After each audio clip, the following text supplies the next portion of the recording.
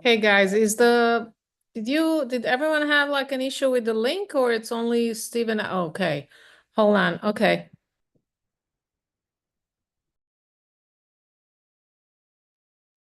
It's working for me, I'll see.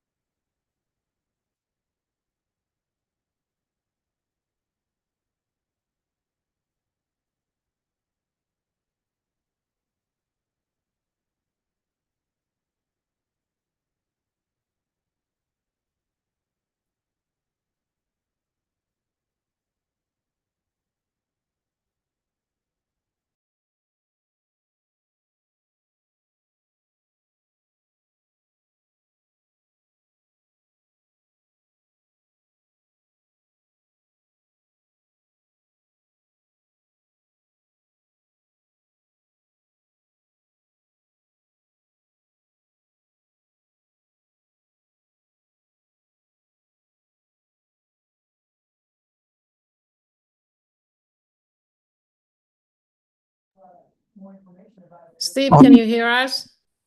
Yeah, okay. OC, you got in? Very good. God. I I'm sorry we're so late here. We had some kind of a screw up. Um, okay, Richard Allman told me he's having trouble with his computer. Jacob's here. Um,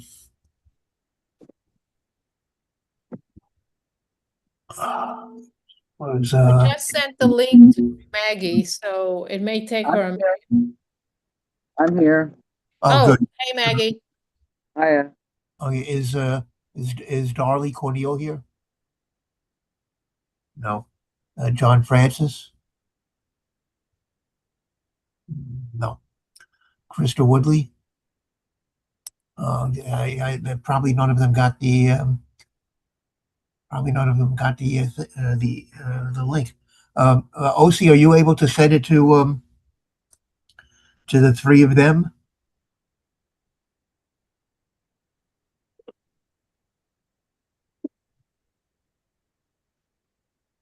They're CC'd on the last email that I sent to you.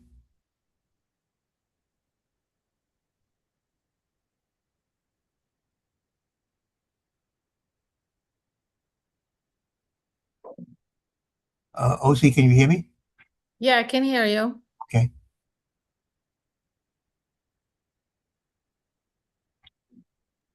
I'm sorry. Do you want to repeat the question? All right. We're missing three of our committee members, Darley Cornel, John Francis, and Krista Woodley. And they probably haven't joined because they didn't get the link.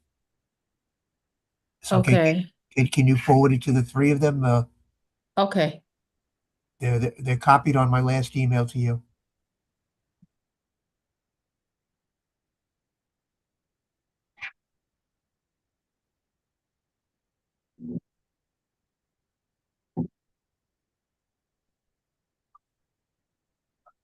Okay, please bear with us. We're trying to make up for the fact that we had some kind of an administrative gaffe and we didn't all get the links. Our guests apparently got the links for the meeting, but not the committee members.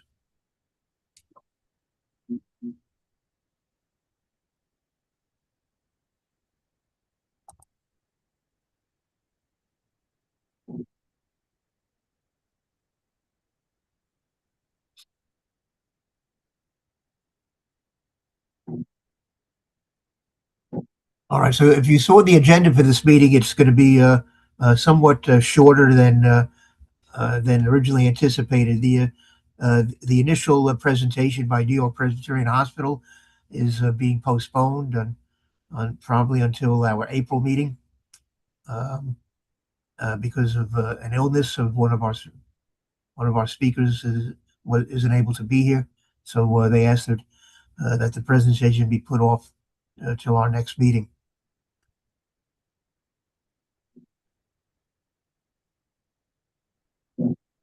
All right. OC, did you get to send it to them?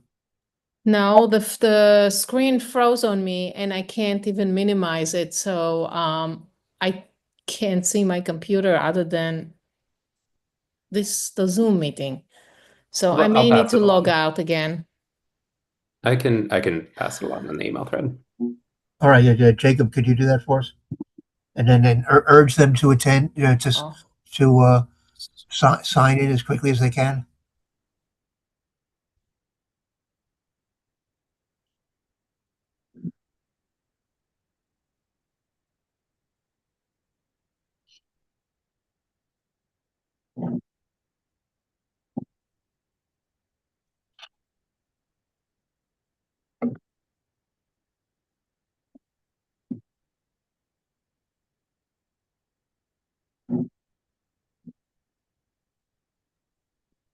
okay, I just sent it.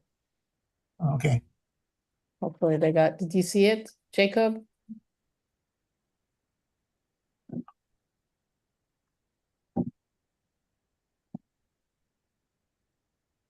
Well, it hasn't come through yet.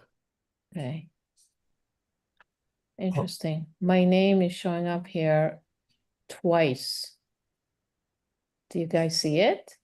One, you can see me, and the other one, there's Yeah, a nice Ma- forest Ma- going on. That's Maggie. She needs to rename herself. Oh, Oh, what okay, happened got there? it. But I know what happened because I sent you my link. All right, just rename yourself. Oh, all right. Thank you, Wayne. You're welcome. Yeah.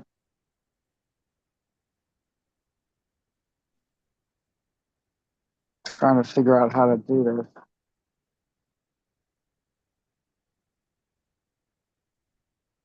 Maggie, if you go to the upper right corner, you'll see like 3 ellipses. And I think if you click on that, one of the options will be rename. Well, it's got many more options than that, and rename is not one of them, but I'll just start looking through. Let me see if I can do it from my end. Rename is at the almost at the very bottom of the list. Yeah, I'm not seeing. I probably have a totally different list. I've got participants, Q&A, show CC, share, record, disconnect audio, transfer to room, webinar info, and settings. Now, if you go to your image on the screen, you know, where Yeah. your face is, and go to the upper right-hand corner of that.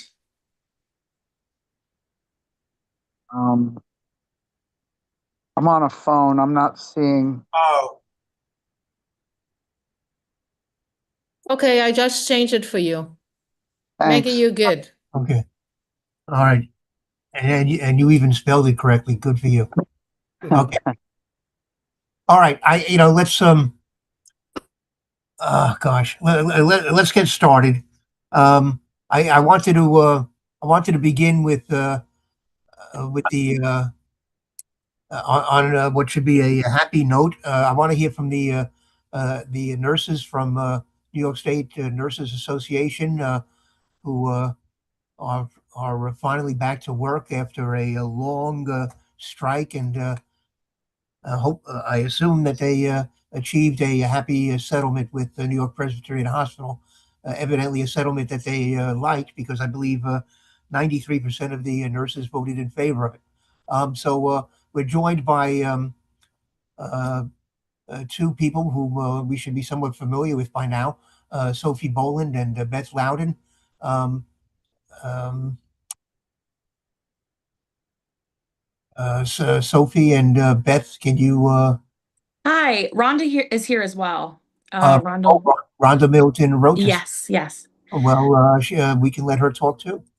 Yes. And Beth is here as well. I will speak for her because she's putting her baby to sleep but she's listening. But yeah, so we're very happy to be back and happy to share the news that yeah, as you said, we're out on a 42-day long strike, which is absolutely crazy. But we are back at work. We were able to reach an agreement finally with New York Presbyterian that has allowed us to return to work.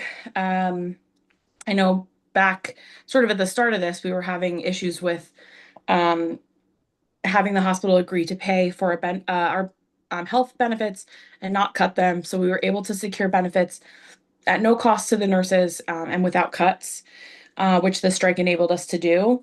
We also were able to secure protections against AI, protections for workplace violence, and then expedited mechanisms to help hold the hospital accountable for safe staffing, which is I know something that I've talked about in the other times that I've been here, as well as improved job security protections and an improved process for layoffs should they occur, hopefully not in the future. And then during our strike, the pediatric cardiac ICU, which I used to work on, won a staffing arbitration case that cited over 600 staffing violations over the course of a little over a year. And part of the exciting thing about winning the expedited process that we won for the mechanisms to address unsafe staffing is that this case that cited over 600 staffing violations took right around 2 years after those violations had been done to even reach a resolution on that staffing case. So that's why we need expedited staffing arbitration, because we need to get to those resolutions a lot faster. And So did you win that as part of the yes, we did. contract? Yes. So then I'm going to pass over to Rhonda. She's going to talk a little bit about what our return to work has been like. Well, before you get there, Sure. what did you get in terms of work on the workplace violence issue? Because that was something that I thought was going to be somewhat easy to resolve, and I was surprised it took so long. What was the outcome on that issue? So our contract has now acknowledgement that NYP should be following its policies, which sounds like a very low bar, but that is what we want. And New York Presbyterian in their policy maintains that they have a goal of zero tolerance for incidents of workplace violence. But if you ask pretty much any nurse that works at New York Presbyterian, they would tell you that there is a pretty high tolerance for violence in the workplace. And so now we have a mechanism to sort of hold the hospital responsible for adhering to their own policies. In addition, we have a committee that will meet to talk about incidences of workplace violence, and then they can have additional meetings that if there's a serious event that comes up or a serious breach in policy, that they can address that relatively quickly. They are going to be working on adding additional weapon screenings to all entrances to the hospital, which is something that we were asking for. They're also going to be looking into rolling out, it's called the Behavior Emergency Response Team. So it's a team of people that can respond to like a psychiatric emergency anywhere in the hospital. So they're rolling that out in the EDs and then expanding it, hopefully, or investigating how they can expand it to the rest of the hospital. The other thing is we were asking for panic badges that you can add to your like ID badge, and it has like GPS, so you can press the button, and no matter where you are in the hospital, someone can find like geolocate where you are, and come and provide assistance to you, because that was definitely something of concern for our psychiatric nurses, our ED nurses, but also everyone across the institution. So those are some of the major things that we won. That last thing, the emergency buzzer was that accepted? Yeah, so we're gonna begin. It's the hospital already had plans to roll it out in areas like the psych units, and I think one of the EDs, but now they're going to be discussing rolling it out in more areas across the hospital. And what about the you were asking early on for like protective guards at the desks so that somebody wouldn't be able to throw something at Yeah. had a nurse sitting behind a desk. Was that agreed to as well? Not specifically, but that's something that that can be addressed via the workplace violence subcommittee. Okay. And let's go to the staffing issue. My understanding was that maybe the last lingering issue was on this staffing question, whereas at Mount Sinai and Montefiore, the nurses there agreed to a package that included a commitment to hire, I believe, 65 additional FTA nurses for each of those institutions. And then that was also part of the package that you were asked to vote on, that you rejected because you were holding out for more than you were holding out for 100 FTEs, I believe. So what did it? I assume the agreement falls somewhere between 65 and 100. So unfortunately, we were not able to secure additional FTEs beyond the 65. The difference between us and Mount Sinai is that the hospital had already agreed to where those FTEs would be placed. And what we have been finding over the last 3 years, but also beyond those 3 years, is that when the hospital likes to put a lot of the FTEs into, or will only agree to put those FTEs into the float pool, which doesn't actually help units expand their grids or get improved staffing. It just helps put bodies, in to fill holes. So it doesn't actually help the particular units have better and safer nurse to patient ratios.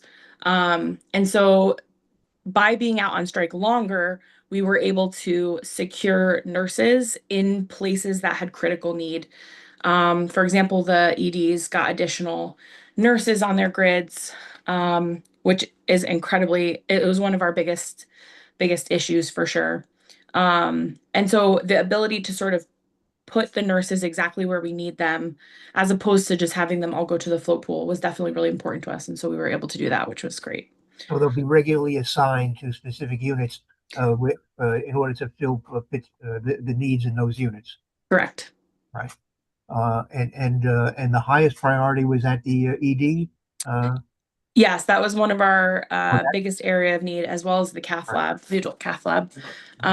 Yeah, some of the ratios in the ED tend to be crazy. So, at times nurses are taking care of like 15 patients, which is unreasonable. There's no nurse that can take care of that volume of patients. So it was really important that we get nurses in there.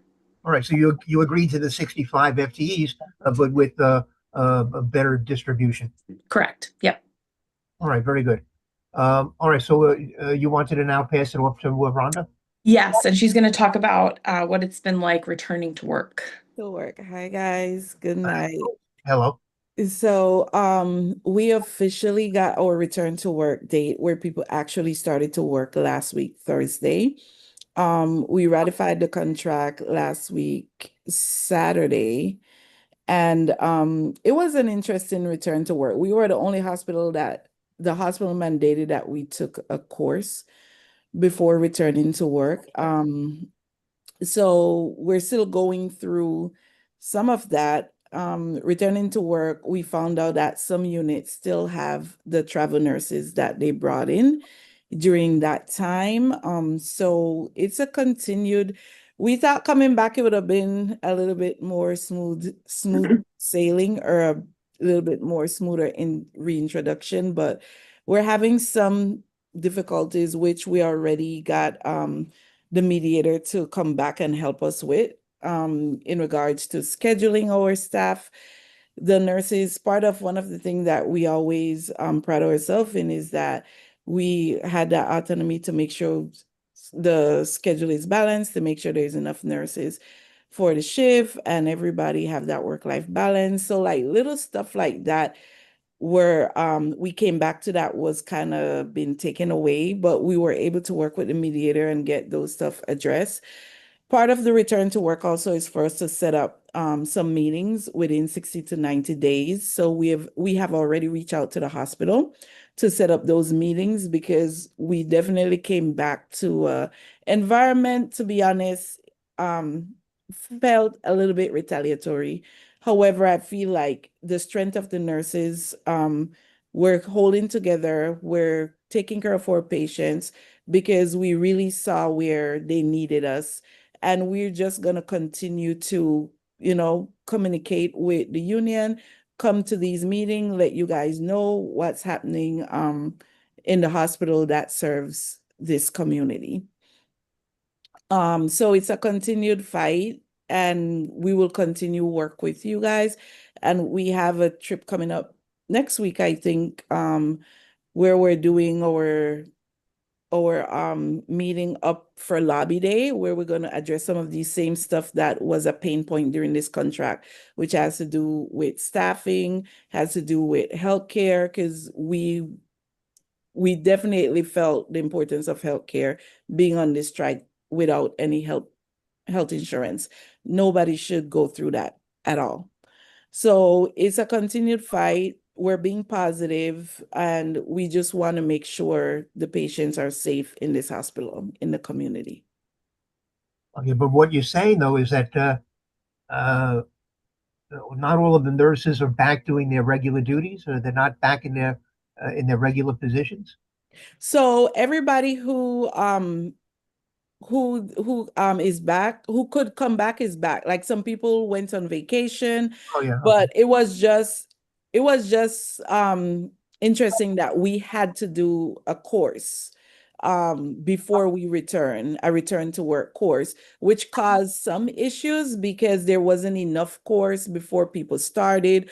However, we already got the mediator involved, and it's a continuous stuff where we're just making sure everybody who is coming back from vacation or people who have been out on leave, for example, they were getting surgery or they had their baby, to make sure that they don't have a gap in their return.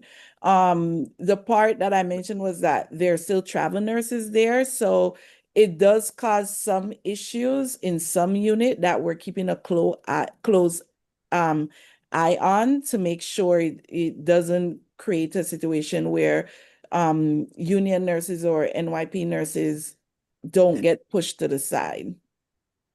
I can imagine there could be some tension there. Okay, OC, you have a question? Yes, I do. Could you talk about what you did not receive, but the nurses from the other hospitals did receive? Is there, is there anything that you had to compromise that, the other nurses received, but you end up not getting in the new contract? I would definitely say there were certain stuff that we were trying to get to meet their level. So it's not more so like they got it this contract. They had certain stuff we were trying to get that we didn't get. So at the end, the hospital decided to not do take backs for some of their stuff and left them with what they had. For example, is the staffing enforcement language that Mount Sinai and Montefiore have that had remedies. We were trying to get that. They were able to maintain that. While they were at the table, the hospital was taking that away from them. But at the end, the hospital did not take that away from them. We weren't able to get it.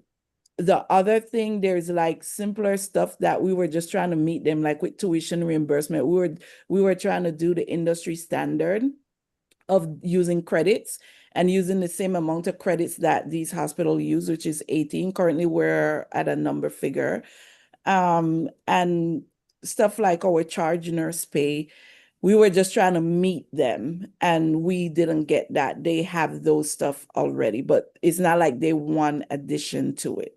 So everybody basically left with a scenario where the hospital decided to take away the takebacks, because they came with a lot of takebacks. Like they came with a lot of attack on the current contract. So at the end, they took those back. So everybody kind of left with what they joined the table with. So do you feel that the nurses from the other hospitals got more at the end of the day? got more than what you got? I think that we, having stayed out longer, got more than we would have gotten if we had signed agreements with the rest of the hospitals. I think if we just look at this contract in isolation, I think that what we got was relatively good considering everything else that was going on. I think that to Rhonda's point, when we look back at the last contract, the other two hospitals being Monte Mount Sinai, they got much more than, not much more, but they got more things in their contract that in this period we were trying to sort of make up that ground. And some of the things we did get, like we got the expedited staffing accountability mechanism.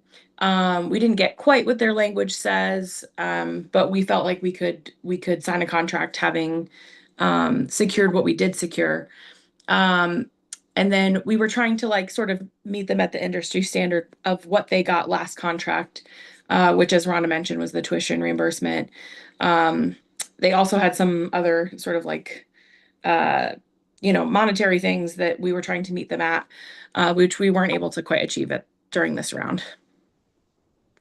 But if you look at this particular contract negotiation separately from what happened in the past, it appears from what you said before about the staffing level issue that you managed to get something more than what the other two got in terms of this commitment about making sure the nurses go into regular assignments. Is that correct?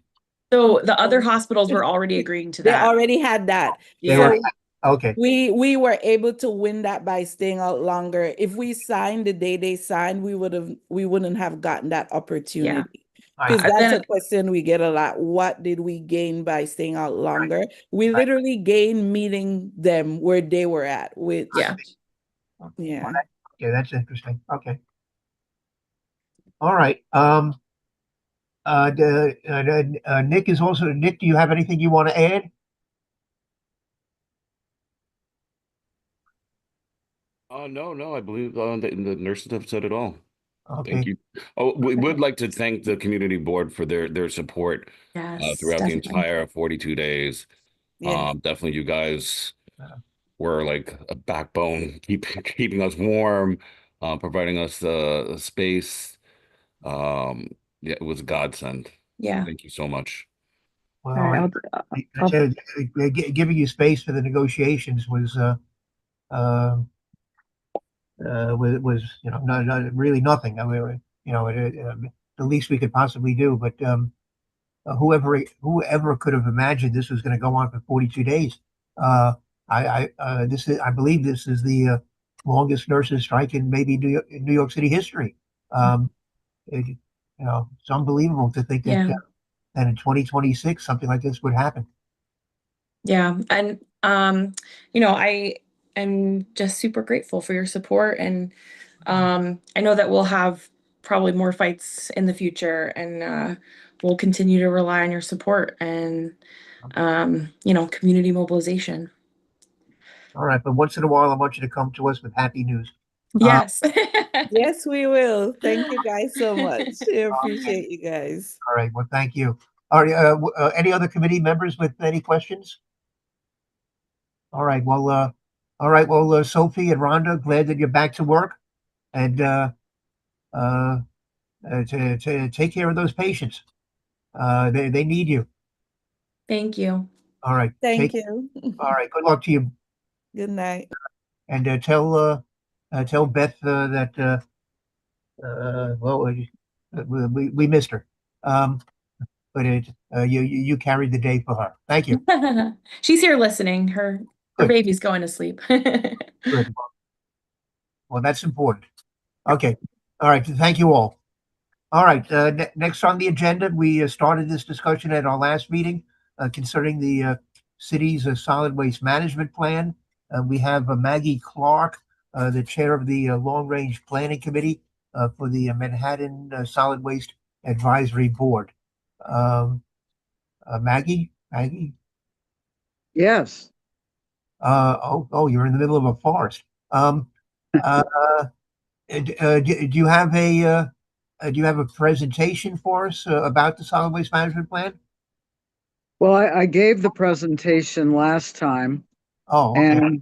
and you know, so I'm sure they don't want to hear that again, but I proposed a little bit of a resolution, and in the last month tweaked it a bit and sent that to, I think, Steve and OC, maybe just Steve, I don't know.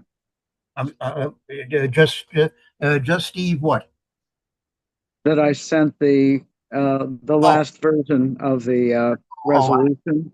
Oh, I'm not sure. Yeah, I did get something, I think, today, and Yeah.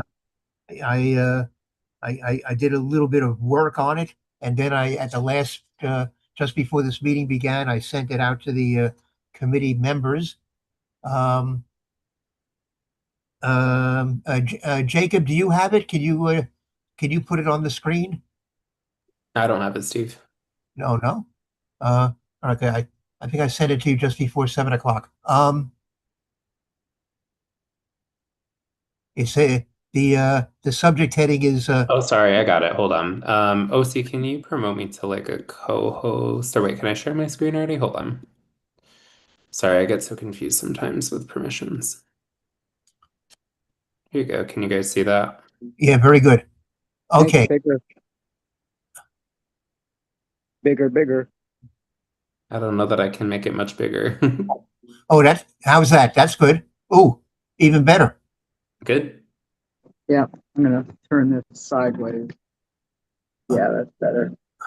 Okay, so this is a little bit long, but I think it's worth going through it because it provides a lot of background, and then it has 1, 2, 3, 4, 5, 6, 7, 8 resolve clauses, which I think we need to pay some attention to. So I'm going to read it. I'm going to read the whole thing. Okay.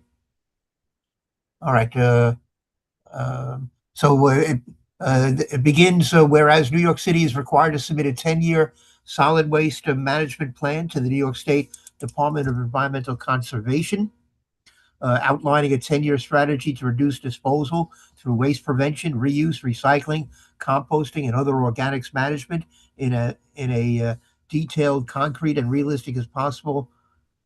Well, we need another word there, to ensure it continues to be a valuable and useful tool for the entire planning period with an implementation schedule and MSW projections. Whereas the Department of Sanitation, Disney, has released a quote framework that fails to lay out a set of specific goal-oriented initiatives in waste prevention, reuse, recycling, and composting, with an implementation schedule, making few commitments that would achieve any particular improvement in the diversion rate from export. And whereas Disney's plan allows for the continued export of 50% of our recyclables, over 90% of our organics, and all of the discarded reusable items to be burned and buried in landfills and incinerators outside the city. And whereas the city has numerous 30-year export contracts that have made it easy to send recyclables, organics, and used consumer products to landfills and incinerators. And whereas New York City is spending about $500 million each year, which is increasing with inflation, on exporting 82% of our discards, as well as causing pollution from burning, burying, and transporting this material. By continuing this export, New York City is missing out on economic benefits from the sale of burned, buried resources. We are also losing the recycling, composting, and reuse repair jobs that would represent, if done locally, and the tax revenues. Whereas the Recycling Partnership, a national nonprofit that works to improve residential recycling systems in the U.S. by providing grants, technical assistance, and educational tools to local governments, recommends it is best practice to fund education and outreach programs at a minimum of $10 per household per year. New York City has 3.3 million households, but only spends a few million each year on education and outreach, and eliminated the contract with Grow NYC to do this work years ago. And whereas reuse is higher on the solid waste management hierarchy than recycling and employs orders of magnitude more people per ton than landfills and incinerators. There has never been a reuse characterization study done in New York City to help design a reuse collection system or any discussion of reuse being treated on a par with recycling. That is a municipal system with gentle curbside collection of reusable items, evaluation of their condition, triage for repair or salvage, sale or donation. And whereas local laws 86, 87 and related, Maggie,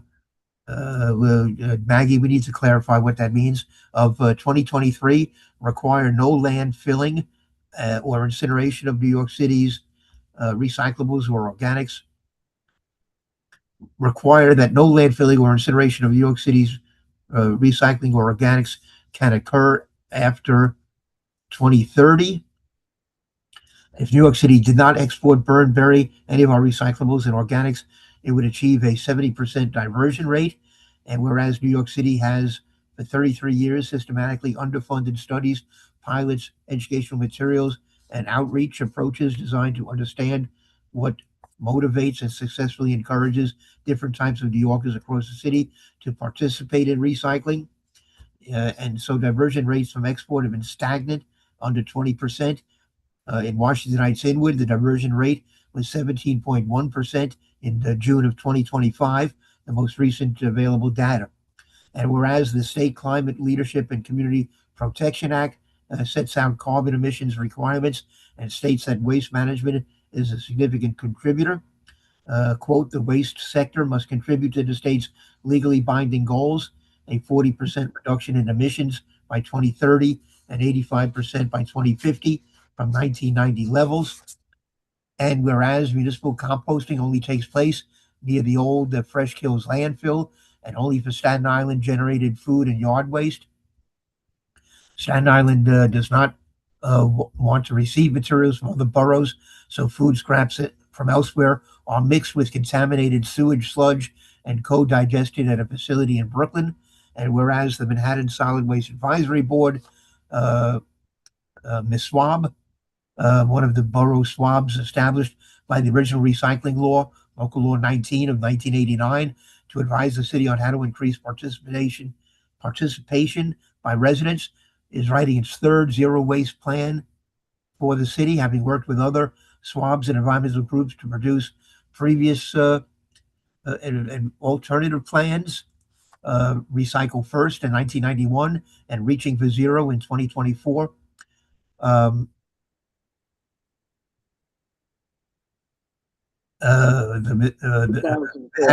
also authored 120 pages of comments to New York State DEC on the 10-year solid waste management plan in 2023. Now, therefore, be it. Okay, now let's pay attention to all these resolves. Resolved, Community Board 12 Manhattan recommends that the city produce a plan as required by New York State and New York City law, as described above, using the advice of the Borough Solid Waste Advisory Boards and designed with robust, measurable milestone commitments each year to increase New York City's diversion from export deliberately and expeditiously towards a goal of 90% diversion, prioritizing waste prevention, reuse, recycling, and composting in that order of priority. Be it further resolved, Committee Board 12 recommends the City Council provide annual funding at a minimum of $10 per household per year, sufficient to design and conduct participation studies and pilots, educational materials that motivate all to participate, outreach approaches that are varied and frequent, and that enforcement be funded consistently across the city as a deterrent to non-participation. And be it further resolved, Committee Board 12 recommends that the City Council initially fund robust annual initiatives for waste prevention and study, design, and implement a citywide resource and repair system. And be it further resolved, Committee Board 12 recommends Disney increasingly substitute more recycling and organics collection pickups per week for trash pickups to encourage greater participation in organics and recycling. And be it further resolved, Committee Board 12 recommends that New York City study how to design and how to implement pilot pay-as-you-throw a pilot pay-as-you-throw program in different neighborhoods to incentivize New Yorkers to participate in recycling organics collections. New York City had allocated $1 million to this task previously, but no study was done. And be it further resolved, Committee Board 12 recommends that the city calculate and assign to the city's waste management system the carbon emissions emanating from the transportation, mining, logging, refining, and manufacturing of consumer goods, packaging, and food from the source to the city, similar to how Local Law 97 assigns climate impacts of importing oil from its source in assessing letter grades to buildings. And be it further resolved, Committee Board 12 recommends that the city prioritize the environmentally superior composting over co-digestion for organic materials collected and create a host benefit agreement with Staten Island sufficient for them to accept food and yard waste for composting from other boroughs. Unlike landfilling, materials delivered to Staten Island for composting do not increase the size of the landfill. Some of the Staten Island facility footprint goes to yard waste from landscapers, even from New Jersey. And be it further resolved, this is the last one, Committee Board 12 recommends that the City Council pass Intro 396 of 2026, which would require sufficient composting infrastructure in each borough with the capacity to process all of that borough's organics.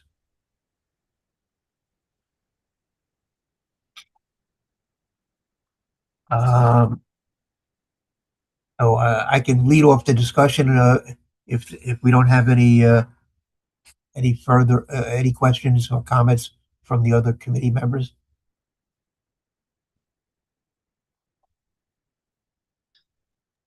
Steve, there's the one thing that it's really minor, but I think that we need to spell out Staten Island. Yeah, there are a number of little things here that I'm okay. that I didn't have time to fix. No, it's fine. Yeah. All right. So there was one thing where where we were talking about substituting more collections of per week of organics and recyclables, and the word is used for, and I think in place of trash pickups would be better. Yes, but actually let's begin the discussion with that item, because that's one of the resolves that I'm uncomfortable with. I'm uncomfortable with a few of them. So I think it's a little premature right now to talk about substituting recycling and organics collections for regular trash pickups. I just, considering the amount of trash we have in New York City right now, I can't see reducing them. I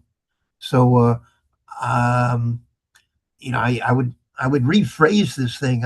Instead of saying recommends, maybe studying the possibility of substituting recycling or organics collections, but we're in no position right now with the amount of recycling and organics being put out by people to talk about reducing trash pickups. That would be my position. Can I jump in here? Yeah, go ahead. Okay. I think that this is a very important resolve, because people are dumping recycling items into the trash because they know that the trash is being picked up every few days, as opposed to the once a week that the recycling material is getting picked up. So instead of waiting for the recycle, they just dump it in the trash. So what we want to do, we want to encourage people to say, oh, now recycling is coming in. I don't know, I'm just making it up, twice a week, okay? Or 3 times a week. And so if I want to get rid of it, might as well gonna recycle the recycling items as opposed to dump them in the trash. This is more like encouraging people to think before they dump something. So if we say that if we can get to a point where the recycling is, we have more pickup of recycling as opposed to trash, maybe we will see more items in the recycling where they should be anyway, as opposed to now where they are going to the trash. That's the rationale behind why this is so important, in my view. Yeah, but I understand what you're arguing for, but it's, I don't see us asking for this to happen in the near future. We're not in a position to do this. Maybe what we should say is that we want increased recycling and organics collections, that it should be more than once a week. But I can't see saying that we should have fewer trash pickups. It's there's too much trash. I Go sorry. ahead. I was gonna say can't figure out how to raise my hand while I'm sharing my screen.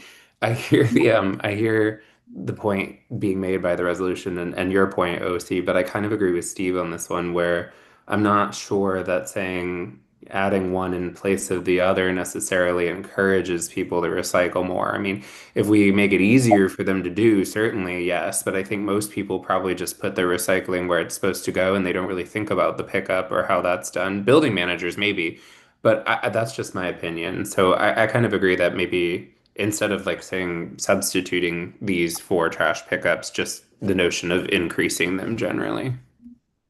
Yeah, I think that that would accomplish, what the objective would be, which is to increase participation.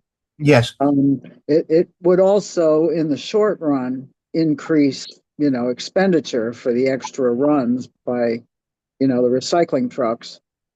But it would have to be accompanied by better education and outreach. absolutely. Yeah. No, that to me is key to this whole thing. Yeah. And I was particularly disturbed when you, I think, told us at the last meeting that that the that the education and outreach program that was being conducted by Grow NYC has been eliminated. It doesn't even exist anymore. Yeah, years ago.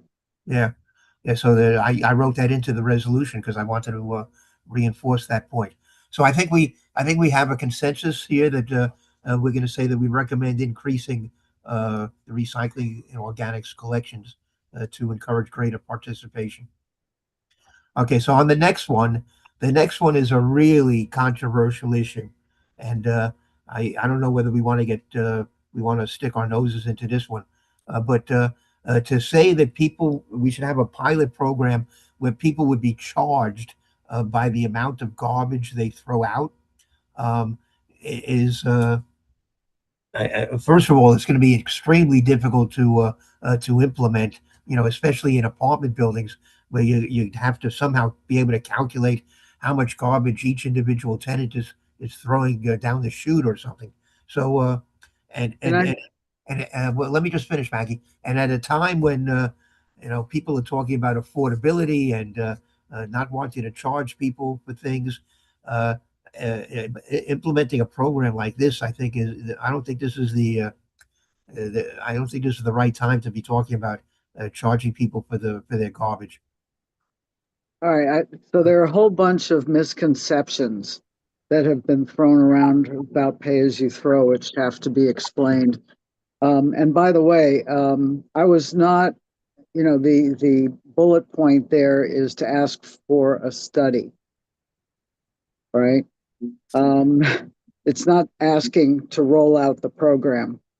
So I know, but it. So let me finish though. Yeah, go ahead. So you made a bunch of points, which when you roll out pay as you throw in a place like this where garbage is paid for out of taxes, they then roll back taxes to individuals by that amount and set it up as the separate thing, like water charges. We never used to pay for water. It's a very similar kind of thing. It's a utility. So in any event, rolling it back, just lost my train of thought. So yeah, pay as you throw is not a tax. It's a lot of people like to say so, but it's just exchanging one billing system for another. And the billing system for pay as you throw is more fair, because if your neighbor is throwing out 10 times as much as you, currently you pay the same. But in pay as you throw, then the person who's throwing out 10 times as much is going to be paying more. So that's how it works to reduce garbage generation, increase reuse, increase recycling, and increase composting. EPA has known that this one system is the most effective way to get participation up. And they've known this for decades. And so third part, and answer your question, how do you charge it to apartments? Well, since I've been a proponent of this since 1990, I've been thinking about all the solutions for a long time. And I worked with someone from High Rise Recycling, which had a system for apartment buildings, high rises, where you could just push a button on your floor at the chute, and it would, you could push for paper or for metal, glass, plastic, or for garbage. And then in the basement, the carousel, having the 3 different containers, would move into position, and the door would open, you put it down. So I had the bright idea in 1997 and wrote it up for 2 different grants to adapt this system for pay as you throw, so that if you push the trash button, or even before that, you have a card with a zebra, a QR code for your apartment, which you would then access the system using that QR code. That's how they charge whatever to you. And then if you push the button for trash, that a scale comes out so as to measure the weight of the materials, the garbage materials that you're throwing out. So the weight of the garbage can be charged to your apartment, because that's all that's charged. Recycling and composting are free. Yeah, to me, this is just so complicated and difficult to And I actually. sort of liked it. Yeah, well, They were going to fund $250,000 for us to build and test it. And they only needed the sanitation department to come to a meeting to say that whatever, and sanitation wouldn't come to a meeting. So it wasn't done. OC, you have a comment? Yeah, that my understanding that the NYCHA residents are already paying for trash. Oh, no, that's So not possible. we are, Uh, so if this is the case, uh, then we are already charging the people that can't afford no. so many other things. Yeah. So I don't know how it's being charged. It's going to be interesting to find out. I never researched that, but it's really, they do it in Europe. They do it in other cities in the United States. So it's not something like a new thing that we are proposing here. What we're saying here is that this system to some extent already exists in other places. So we should implement that, maybe phasing it in some way. I'm not really sure how, but there is no other way to reduce the trash. And some organizations are thinking about doing that. I've been to some, talked about that like before COVID. And so they thought about, some organizations that thought about doing that already, proposing that to New York City government. So we're not coming out with something new. Well, I personally would want to hear. So to me, this is overly complicated. It's reminds me of, well, I forget what this crazy cartoon where you have this incredibly complicated device that a ball goes from one little thing to another, to another, to another, to finally trigger something else. Every single apartment building is going to have to be retrofitted. You're going to have scales. The scales will probably be vandalized or broken. You're going to have a carousel. God knows how that works. There's going to have to be separate billing for every apartment. I mean, we're talking about a huge city. I don't know how the hell this would really. Well, let me suggest something. I don't know how practical this could ever be. Steve, I don't know if you remember Local Law 39 of 1989, but I started that law, and your prior boss got it passed to shut down 2,200 apartment building incinerators. And so within 4 years, they ripped out the incinerators and put in compactors. This is not any more complicated than that. Oh, I think it is. I think it's far more complicated, because you're asking that every individual apartment's garbage be weighed and added up and kept track of, and electronically.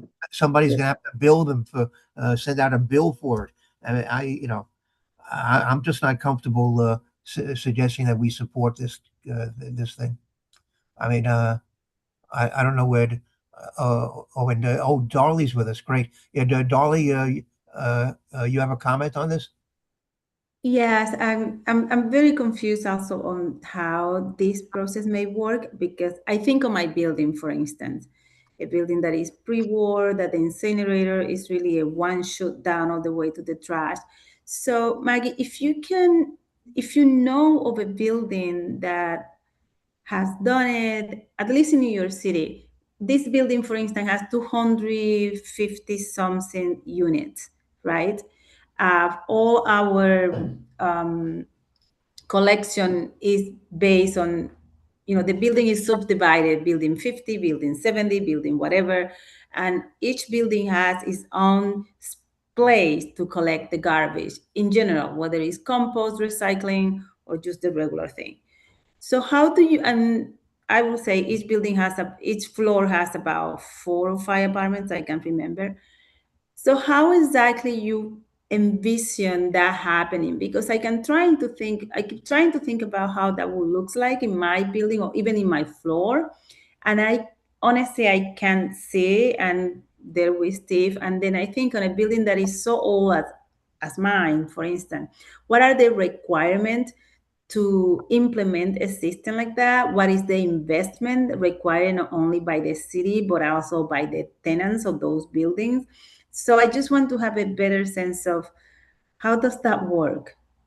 So the high-rise recycling system, which is the basis of this, has been working for decades. And the last time I looked, there were somewhere between half a dozen and a dozen high-rise recycling units in big apartment buildings in New York City. There's one on the Upper West Side in the 60s on Broadway that I remember.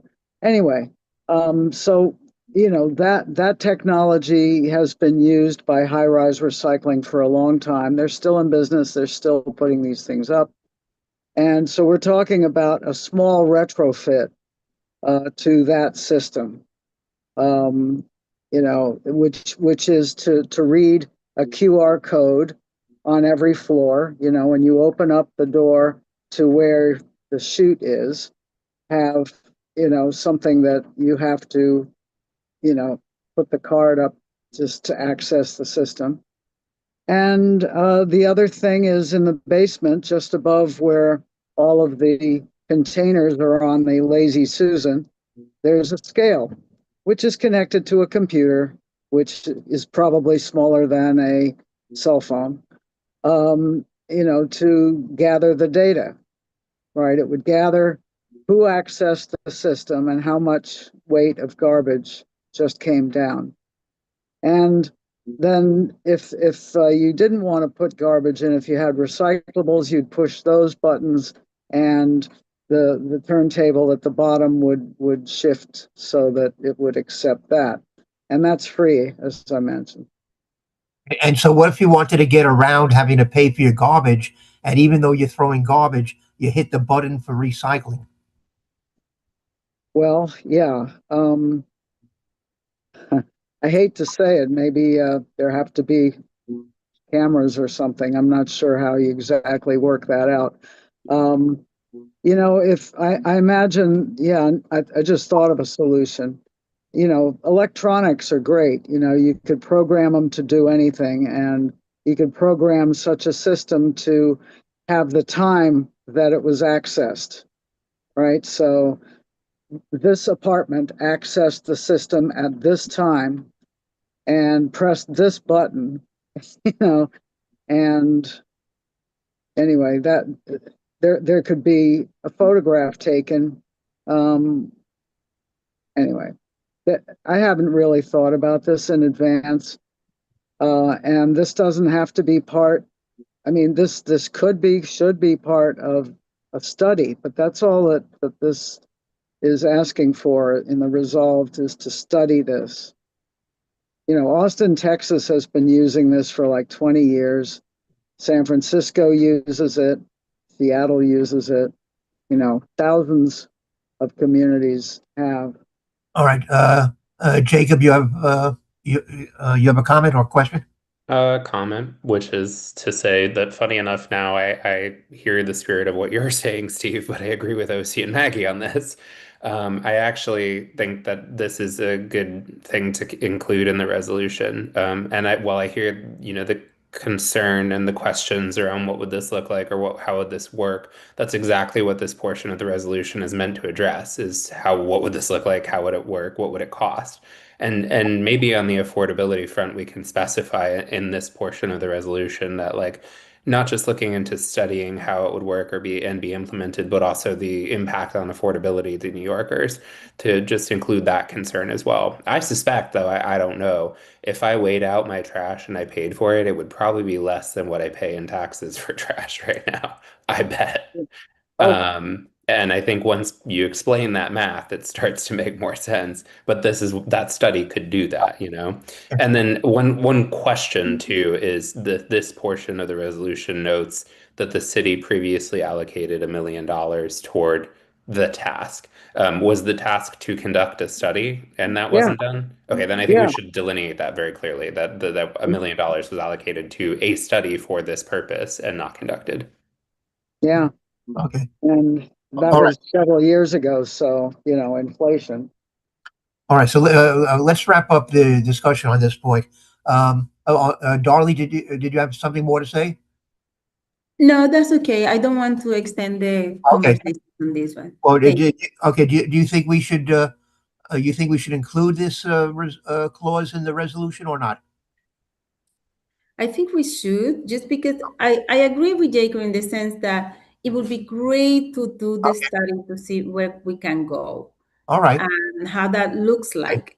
Okay. Now, commitment on implementation, that's a whole different thing. But I think to be open to at least, let's see how that works. Like, can we get in touch with San Francisco and see how they are doing it? Just to mimic other cities, we could reach out and see how that is carried on different cities. Cities as big as New York. Okay. Now, OC is in favor of it. Richard, do you have a position on this? Oh, I think Richard may have a problem with his mic. Okay, so we're going to include this. All right, so let's move on to the next one. This is another one I think is going to be a real hassle to try to. Richard just unmuted himself. He was muted, but now he just unmuted himself. Oh, very good. Thank you. Richard, can you talk? I was noticed.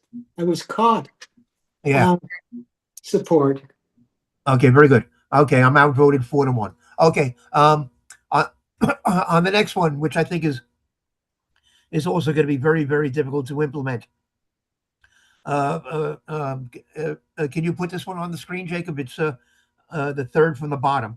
Recommends that the city calculate and assign to the city's waste management system the carbon emissions emanating from the transportation, mining, logging, refining, and manufacture of consumer goods, packaging, and food from the source to the city, similar to how Local Law 97 assigns climate impacts of importing oil from its source and assessing letter grades to buildings.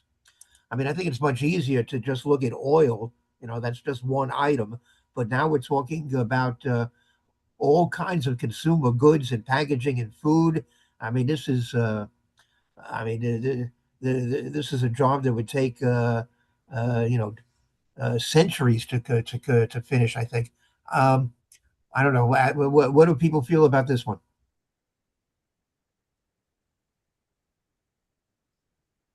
I should mention that OC gave me the idea for this. And the thing about it is, as long as we consider all the carbon emissions emanating from transportation, mining, logging, refining, manufacturing of all those things as zero, which is what we do now, we turn a blind eye to the carbon emissions from upstream. All we look at is carbon emissions from incineration and landfilling and maybe the trucking to get there. Yeah. And that's a tiny fraction of the amount of emissions upstream. Yeah. Which we don't know anything about, so it's zero. Yeah. And I want to add something, Steve. So, so we are all clear in terms of Local Law 97. The calculation of emission, including the emission from the source, meaning the production of whatever oil you're using, natural gas, whatever it is, from the source. So we are not saying, this is exactly what we're saying. Yeah, well, but again, in that case, it's limited to just trying to calculate the impacts from importing oil, and now we're talking about the entire breadth of consumer goods and packaging and food. I mean, it's you're opening up a huge Pandora's box. But I'm sure there are I didn't check, but I'm sure there are calculations for all of those items already, like production of paper or plastic or production of glass, and absolutely production of aluminum, which is very expensive. So this, I'm sure, was already calculated. The question is how, and we are not saying how, we are always saying that we should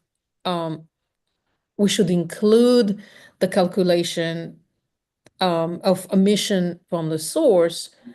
And I'm sure there are already, it's somewhere. I mean, if we search, we're going to find that it's somewhere. The people were already calculated what's the cost of aluminum, for example, that come from Caracas.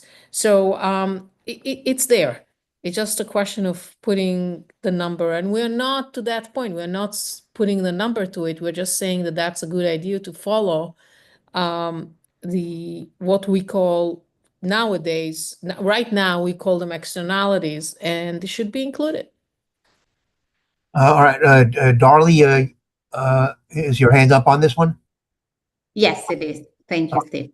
I think it's a very aspirational resolution. That's the way I say it. Super aspirational. And as someone who has a kid, I would love for him to grow in a world where all these things are possible rather than amazing or to be think of as unattainable. When New York City started charging us for requesting shopping bags at any grocery or supermarket, whatever, that is a system to prevent us from using the bag. And that was put in place because of all the environmental impact that getting the bag was creating. So this, in a way, is not that far away from it. I think it's more sophisticated and go deeper into every single aspect of the waste producing by any individual.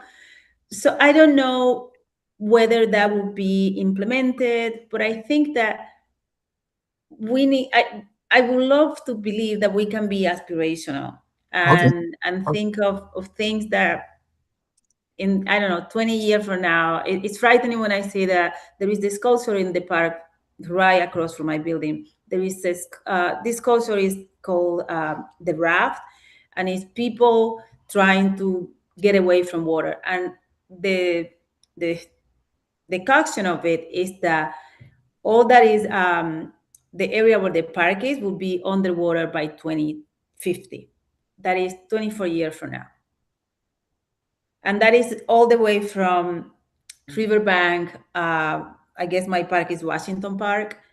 And to be standing there and to think that 24 years from now, that will be all underwater because we are unable to really take care of what we have in terms of natural resources and our planet is kind of frightening. So to me, this resolution is just that. It's very aspirational to make us think, what can we do different to prevent incoming disaster? Okay.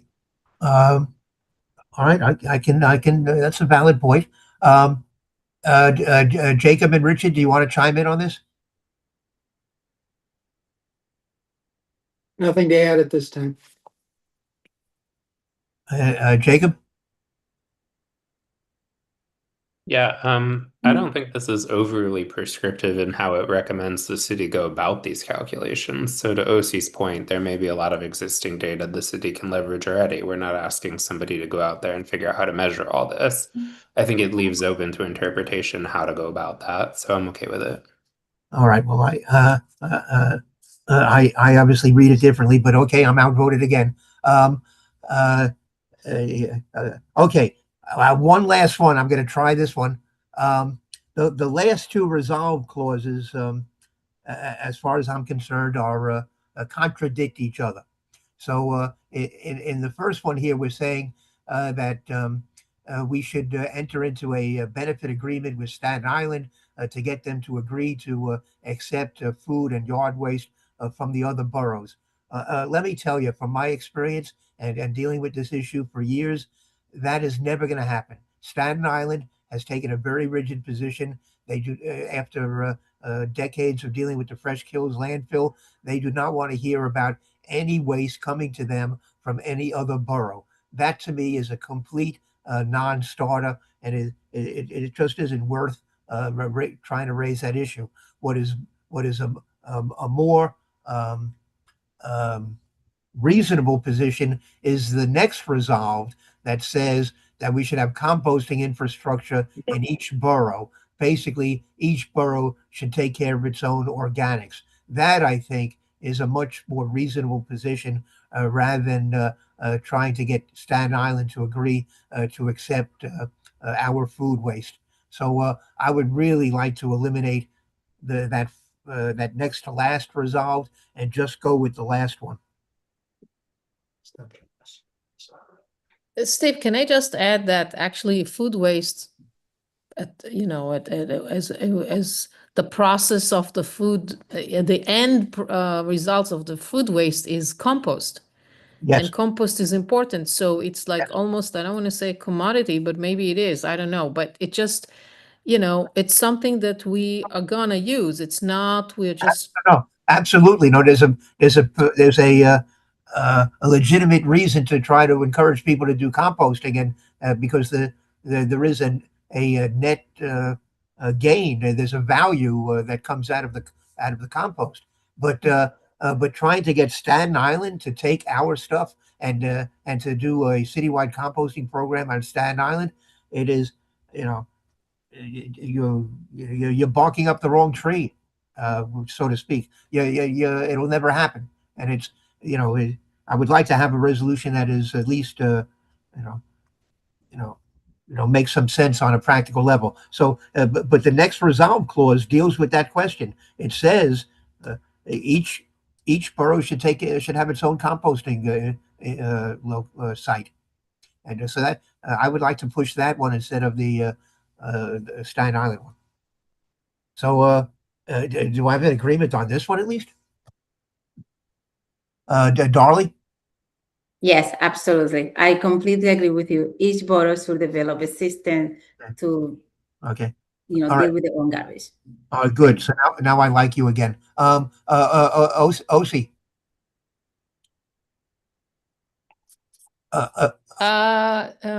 Okay, I see what you're saying. Okay, well that's. I'm fine. Yeah. Okay, I see what you're saying. Jacob, you're agreeing? I agree with you, Steve. Okay. Richard, how about you? think it's better than any of the other options we're looking at. I think there's yet something better, but I gotta admit, I haven't come up with it, so I can't demand it. All right, but are I you think agree? I think Manhattan's gonna be the challenging part of that politically. Yeah. Just you like know, in a different way Staten Island is challenging politically. Exactly. That's yeah. You just put your finger on it. This is a very hot potato politically issue politically. So Can I say something that might help? I have had the idea for a long time that the extra room in the old incinerator building at 215th Street, where the stacks were taken down, right. they could be building, in there, in vessel composting. And that's been done Lower East Side Park, for decades. And there are new technologies all the time that are very small, and it could be a test facility to try to pick out the best one for Manhattan. But there's room up there. The last time I went, it was like 4 square blocks. And one of those square blocks, maybe it's changed, maybe it hasn't, was for salt. Yeah. That But I think that's an interesting idea. I think that could be worth pursuing.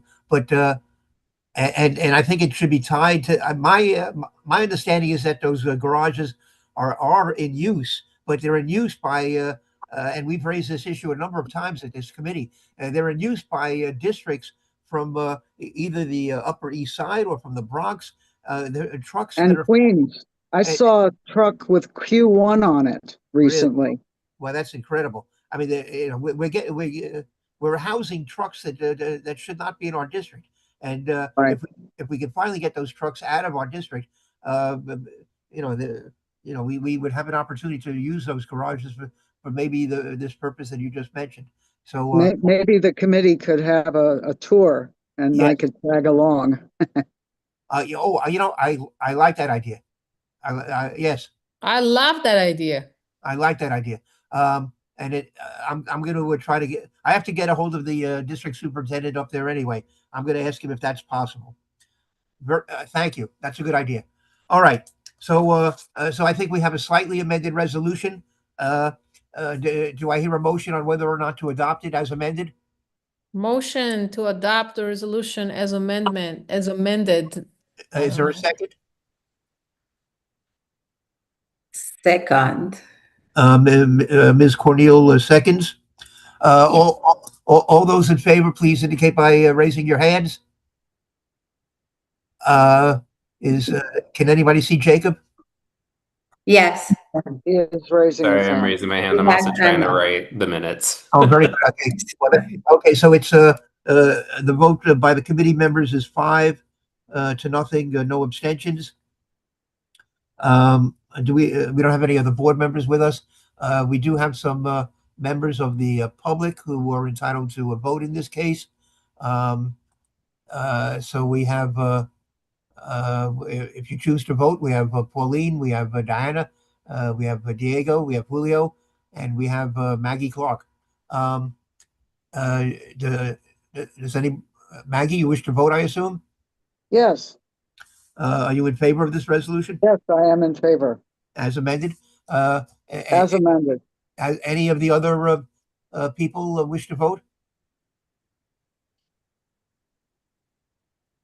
I'm taking that as a no. Okay, very good. All right, this resolution has been passed by the committee. It'll be coming before the general board at the next board meeting on March the 24th. All right, thank you, Maggie. Thank you. And if you're available, it might not be a bad idea if you attended that meeting on the 24th. I should be prepared to speak or Yes, we can recruit her, Yes. right? Yes, yeah, you would get 2 minutes to speak. Okay, let's move on. Pauline Ferranti is with us from the Department of Health. Pauline, maybe you are with us, are you not? Hello, good evening, Okay. everyone. Okay, good evening. Do you want to give the report on the respiratory illness statistics, or should I? Do you have them readily available? I'm sharing my screen and There you go, right there. okay, so the trends as for week ending February 28th, we are seeing a decrease overall, so that's wonderful news. You know, of course, the weather thankfully is warming up, and so we're not hopefully going to see increases again in any respiratory illness. But again, we are encouraging everyone just to take all the precautions that they can. If you're not feeling well, to please stay home, etc. This respiratory illness data is readily available on our website in case anyone is interested in searching for that. I know you were also interested in measles as well. So as of February 20th, there has been one confirmed measles case. So we are obviously keeping track of measles in New York City, and we are also encouraging everyone to be up to date with their MMR vaccine. Sorry, one second. Now, if you got that vaccine, as I believe I did when I was a kid, is it considered to still be effective? So, you should probably ask to see if your immunity is still there, because sometimes your body can metabolize vaccines, and so they might not be as effective a few years on. So a booster might be required. I know that I had to go through some like medical treatment and blood tests and stuff. And so this is just a personal story, but I was told that I needed to get a booster for my MMR vaccine. So it's always just important to speak to your medical provider, ask them what they recommend in terms of, you know, getting a blood panel done to see if you are in need of any boosters for any of your vaccines. And just to make sure that you are, you know, if you're at a certain age for the shingles vaccine and for other vaccines that might be pertinent to your age category. All right, well, that's good advice. You want to? You have some more to report on? Yes. So our beautiful animal rabies map. It is unfortunate to know that while Manhattan is still doing fine, we did see some one skunk and one raccoon in Brooklyn and in Queens have come be diagnosed with rabies. So we are keeping track. This map is as of 2/13. So thankfully the Bronx is still pretty good and Manhattan is good for now. Hopefully that trend continues. And then I just want to highlight before you move on. Yes. There have been some sightings lately in at least I think two Manhattan parks of coyotes. Mm-hmm. And I think even in the daytime, is that an indication of rabies or some other illness? No, I don't believe so. I think coyotes do tend to explore if they're looking for food, especially if they are, you know, in the process of like nesting or have just given birth. I will ask our vet team about this coyote sightings. I'm not sure if like how they should be reported and who would respond to those. But to my understanding, I think in the past NYPD's responded, and or our ACC teams have gone out to try and capture coyotes that we see. So I can find out more information specifically regarding coyote. Okay, I would appreciate that for a couple of different reasons. OC, do you have a question? Yeah, actually more like a comment. I don't know why would, because coyotes are native to our area. Just let them be. Sighting during the day, it's maybe potentially, Pauline, you mentioned some things, but the other thing is potentially really young coyotes maybe. So that could be another case, but that is not an indication of rabies whatsoever. Okay. Yeah. I do have another question. In terms of the measles, Mm-hmm. could you tell us where it was? uh, I don't know if we have that information, mhm, but I will ask for sure. I okay. think the one time we were reported out for 2 measles cases in Manhattan last year was very specific to an area because the 2 cases were known to each other. I believe they were roommates, but then they also like went and ate at restaurants and like went all over town. And so Oh, we had to like notify the restaurants and we had to notify like other venues that they mhm, visited about it. mhm. But I think that is the only time we ever sort of, you know, give information about a location, but I can definitely ask and see if if that information is readily available. Because Okay, I'm not and sure if it's like a travel case or something, you know? mhm. And my last question in terms of rabies, do you have the schedule for dropping off rabies baits for, raccoons and all that, and also I for mosquito spraying? So mosquito spraying is done at an ad need basis. We constantly monitor mosquito traps throughout the city during mosquito season. And so if for any reason a mosquito net in a particular area or trap shows to have high numbers of mosquitoes with Zika or not Zika, West Nile, we will then spray the area. We proactively treat every single catch basin before the season begins to try and eliminate any larvae growth in catch basins. And we do regularly spray parkland that is not accessible to people. But when it is in an area where there are parks and residents, we try our very best to make sure that there is a need and a case for that, because we do know that it is kind of an inconvenience for people to have to close their windows and make sure their air conditioners aren't on air circulation and all those things. And so there's like a very specific protocol for spraying in occupied neighborhoods and, where schools are and parks are and things like that. But we always let the community board know with a press release and an email. And we do post in neighborhoods when those spray events are scheduled to happen with the actual date and then a potential rain date.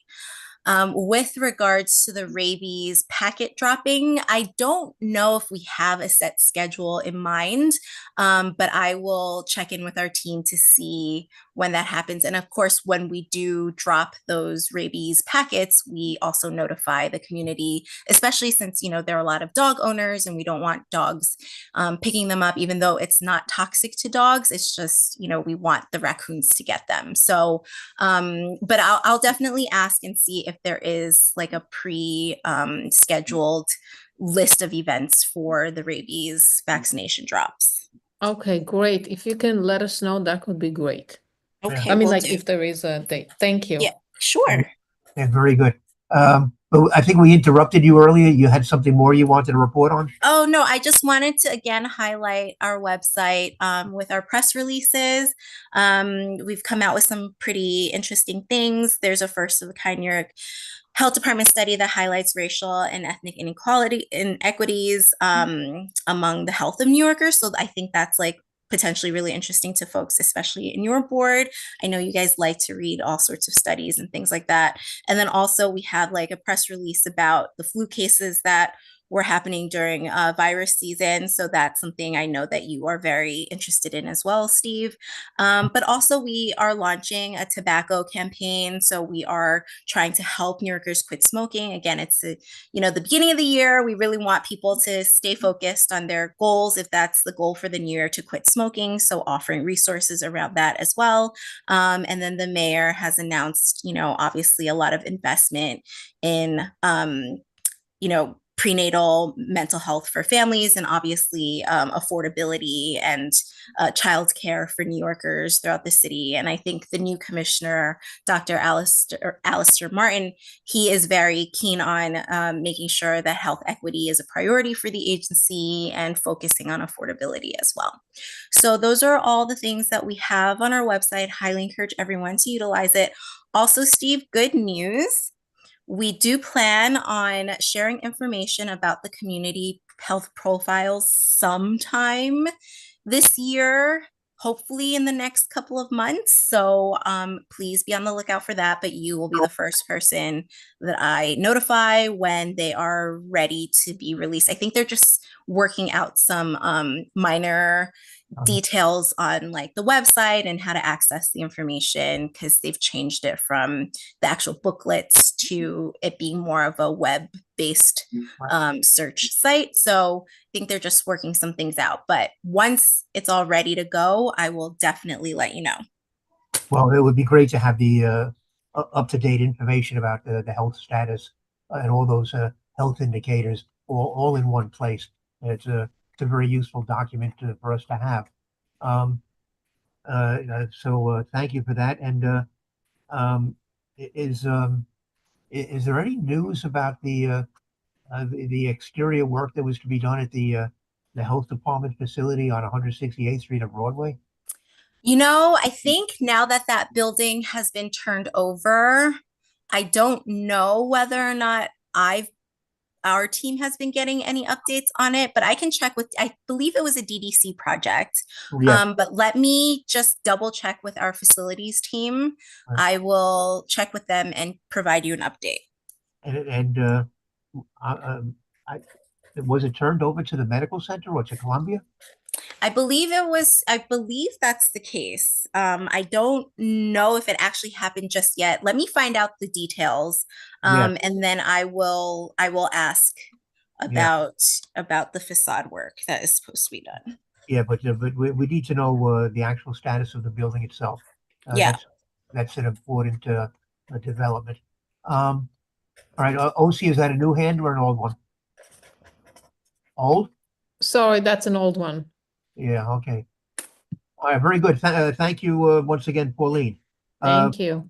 Okay, next is our report from New York Presbyterian Hospital. Julio Batista, our community affairs, their community affairs liaison.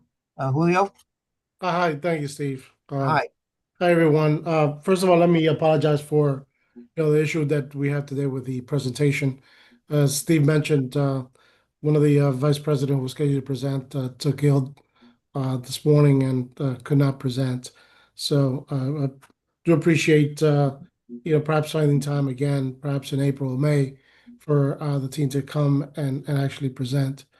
Of course, we're happy that our nurses are back to work and serving the community. The other thing I would like to add is that I reported a couple of times here that the hospital is also in negotiations with United in terms of the contract. That discussions has been extended a couple of times. Now it's extended to the end of March 31st, to reach a solution, and hopefully that they do.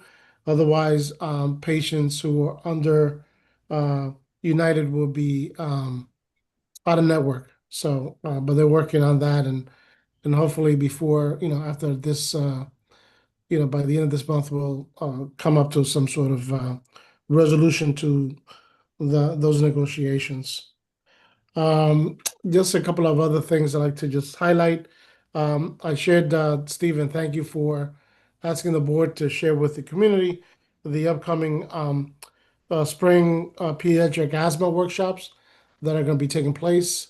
One will be this coming Tuesday, March 10th, and the other one will be in April. They will both be virtual, and link has been noted on the flyers that will be going out through the board.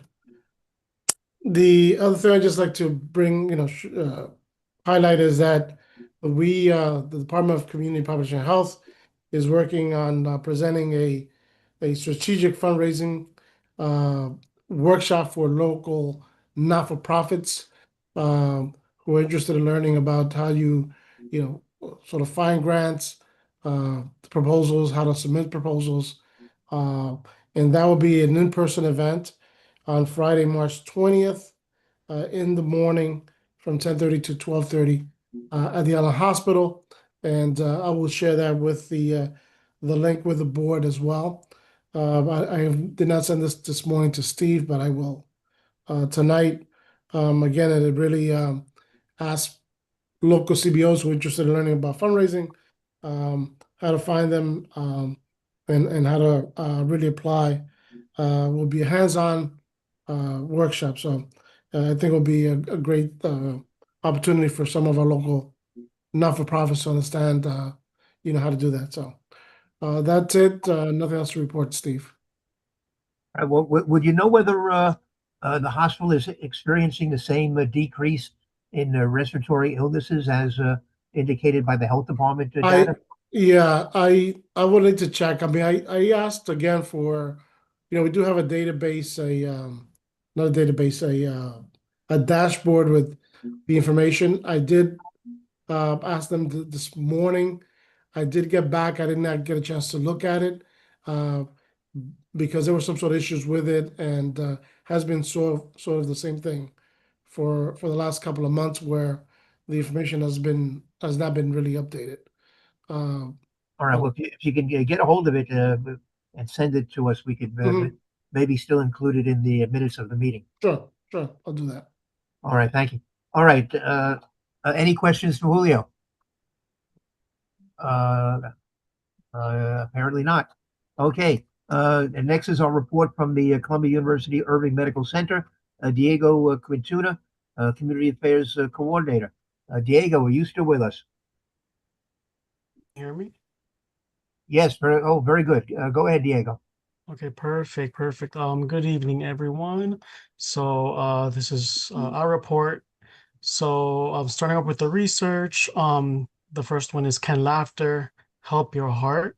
So the answer is yes. Come on. Heart disease is largely preventable, with up to 90% of heart attack risk linked to modifiable factors such as smoking, high blood pressure, diabetes, diet, and stress. So a new research from Columbia cardiologist Andrew Einstein, positive emotions, including joy and laughter, can also support heart health by reducing stress and improve blood vessel function. Community level efforts that promote healthy eating, regular exercise, stress management, and preventive care are therefore critical.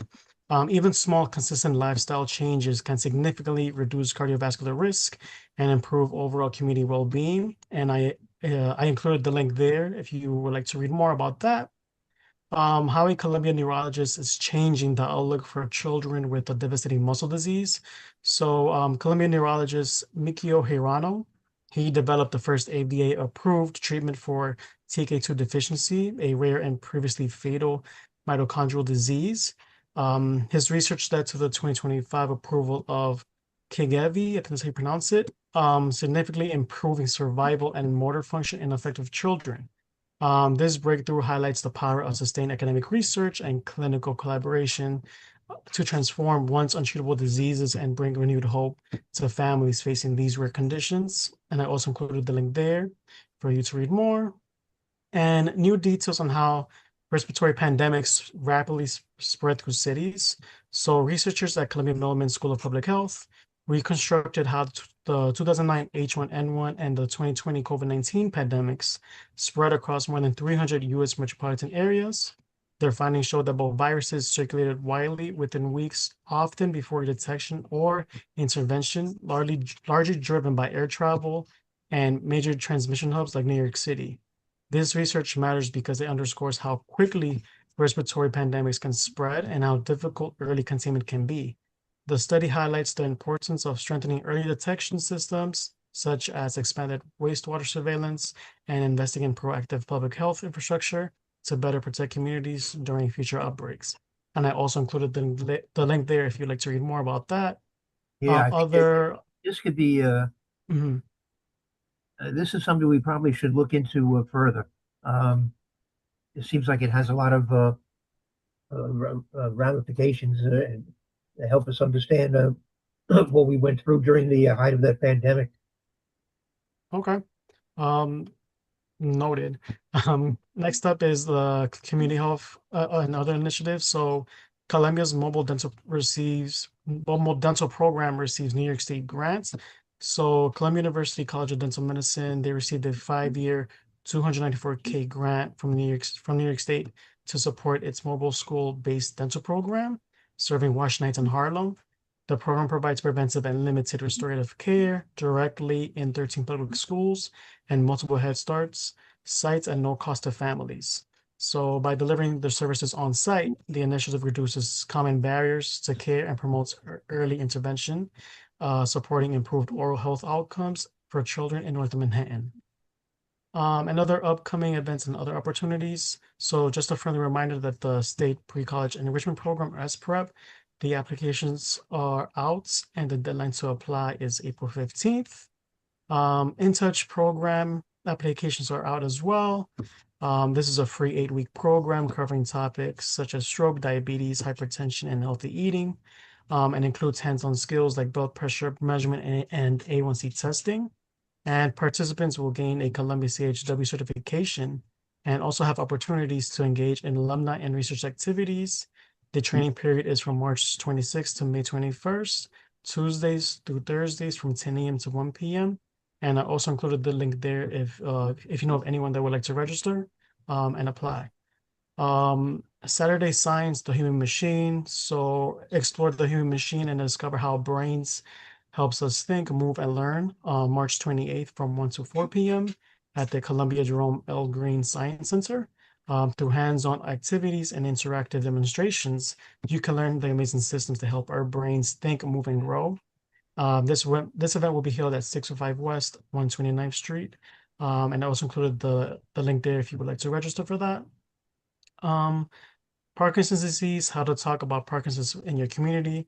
So this is an event for participants who will gain basic knowledge about Parkinson's, identify available resources, and establish topics of conversation to help educate the community about Parkinson's. This course will be offered on Friday, March 13th and Saturday, March 14th from 10 a.m. to 1 p.m.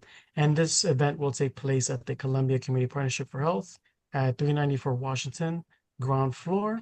If you'd like to learn more and to RSVP, please contact Alex Moreno, and I included his email there to RSVP. There's also the community gathering for people with Parkinson's and their families. So CYMC's Neurological Institute will host a Spanish language community gathering for individuals living with Parkinson's disease and their families. This event will feature social activities along with a discussion led by Dr. Hiral Shah, a neurologist and movement disorder specialist, who will share valuable information and answer questions as well. And this event will also take place at the Columbia Community Partnership for Health on March 10th and March 14th from 5:30 to 7 p.m. Also at the 394 Washington address. If you would like to learn more and RSVP, please contact Vanessa Vicente, and I included the number there and her email. Arts and Minds is a free art workshop for people with memory loss and their care partners. So the Alzheimer's Disease Research Center at Columbia University, Urban Medical Center, in partnership with Arts and Minds, invites community members to workshops that combine art, conversation with art making. These workshops will be held at Columbia Community Partnerships for Health and also at 394 Washington every Thursday from 1:30 p.m. to 2:15. And I included the link there to register. And ProSalute, the Preventive Health Promotion. ProSalute is a 7-week community health worker training program aimed at improving public health outcomes within New York's immigrant communities and will be offered fully in Spanish. This is a 120-hour certification program, including 60 hours of classroom instruction and 60 hours of supervised field practice. And the curriculum focuses on chronic disease management, stroke and heart disease prevention, and promotion of nutrition, exercise, and other healthy lifestyle behaviors. If you know of anyone that's interested, they're welcome to attend one of the following 3 information sessions coming up. The first one will be on March 10th from 10 a.m. to 11 a.m. at the Columbia Community Partnership for Health, also at 394 Washington. March 14th from 10 a.m. to 11 a.m. I'm sorry, at the Mexican Coalition. This will be in the Bronx, 371 East 150th Street, or March 23rd from 6 p.m. to 7 p.m., which will also be at the Mexican Coalition as well. And for any questions about ProSalute, I also added Alex Moreno's email there, and you could send him an email for any questions or other upcoming dates that you may need to know. And that's our report for today. Well, once again, a very thorough report. Let me ask you, with respect to this last item, after the people take the 7-week community health worker training program, does that lead directly into a job? Good question. That's a good question. To my knowledge, I'll be honest, I do not know, but they are trained and they come back to assist within the program.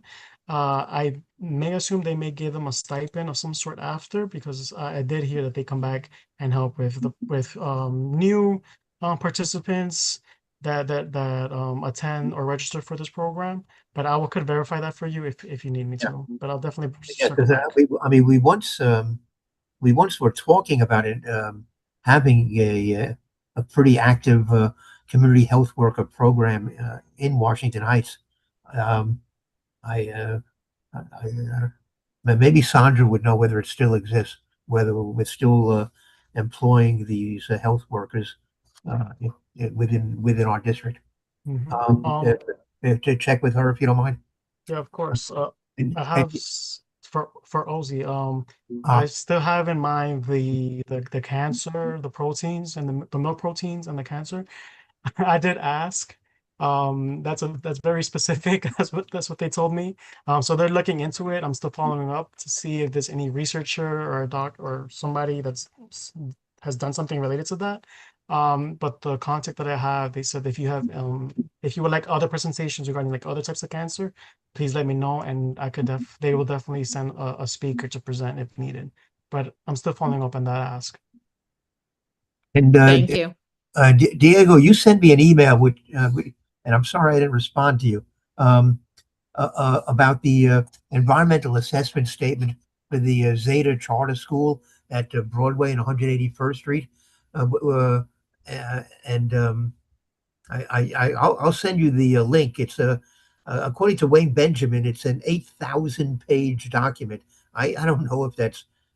I'm not. I can't. We couldn't open it, Steve. Well, yeah, I'm going to send you it. There's a new link. I'm going to send it to you. Thank you. Apparently, the link he gave us originally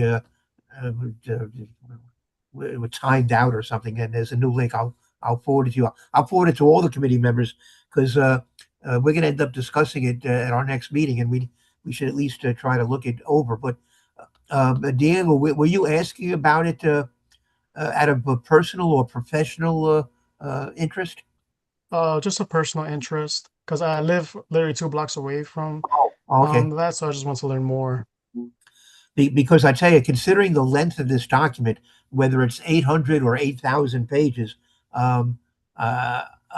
we really could use help with somebody who's who's a professional, who's familiar with how to evaluate these environmental assessment statements, and this has come up before, but I don't know that we've ever gotten a document as big as this one. And if Columbia's got somebody who can help us look it over and figure out what it says, would really deeply appreciate that. Okay, yeah, just send it to me, and I'll connect with Sandra, and then we'll Very good. circle back for sure. Thank Okay. you. Would really appreciate it. Okay, thank you, Diego. Next is our report from the Isabella Geriatric Center, MJHS, and I keep on putting down her wrong title. It's Diane Ashley, who I believe is the Chief of Marketing and Communications for MJHS. Is that the right title, Diane? It is indeed Chief Marketing and Communications Officer. Chief Marketing and Communications Officer. Okay, one of these months I'll really get it right. Okay, Thank Diane. you, I appreciate it. I don't have a ton to report No cases of flu, RSV, or norovirus. We do have 2 cases currently of COVID. Oh, It's been a while since that, but we have 2, obviously isolated appropriately. yeah. Nothing else new to report today. Steve, you asked me to report on activities with the sale. As I said, it's not expected to close till 2028. We're still moving forward, going through the process, but there's really no specific news to report on that front. Other than it's moving forward and there's no hiccups or any of that. But I thought there was going to be some kind of transition period in which they were going to start. They Uh, are. They're working in a consulting role with us, and they are actively involved, and it's all going very smoothly. So, okay. no, But they're not at a point. I take it they're not at a point yet where they're going to be coming out to community events or no, not yet. meeting community No, people. not yet. Other than they're being supportive of, whatever we've done before. All right. Well, you'll let us know when they're ready to meet us. Okay, will do. All right. Very good. All right. Thank you, Diane. Thank you for once again sticking it out until is that 9 o'clock? It is indeed. Okay. Damn it. All right. Thank you. Old business do we have any old business? Miss Kamina, please. OC, go ahead. Yeah, sorry, I was like, I just want to say that the ASPCA once again gave us some dates for spay neuter wellness vaccination clinics. I do not have it in front of me, so Jacob, I'll send you the dates. And you'll send them to the office. I'll say, yeah, it's just great that they keep doing that. I still try to get this guy to come to give us like a short, like I need the data from him, in terms of, how many pets from our district the ASPCA served and what else they need, like, so we know. And it's extremely difficult to get him to commit to anything right now. So All right. that's my old All right. business. Okay, but you're still plugging away at it. Yeah. Very good. Yeah. All righty. Any other old business?